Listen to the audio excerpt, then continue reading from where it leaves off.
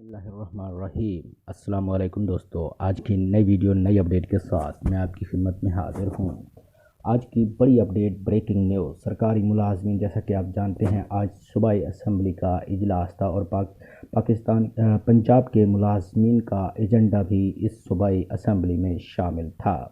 काबीना में ये एजेंडा उठाया गया और सरकारी मुलाजमीन की तनख्वाहों और पेंशन में इजाफे के हवाले से बड़ी अपडेट आ गई है। सरकारी मुलाजमीन के मुतालबात को माना जाएगा और इसमें नोटिफिकेशन भी जल्द से जल्द जारी किया जाएगा। सरकारी मुलाजमीन के हवाले से आपको बताते चलें कि सरकारी मुलाजमीन जो कि पंजाब से ताल्लुक़ रखते हैं, उनकी तनख्वाहों में 35% इजाफ़ा किया जाएगा और इसी तरह से पेंशनर की पेंशन में 17% इजाफ़ा भी किया जाएगा। सरकारी मुलाजमीन के एजेंडे पर काम हो गया है और इंशाअल्लाह जल्द से जल्द ये नोटिफिकेशन भी जारी कर दिया जाएगा।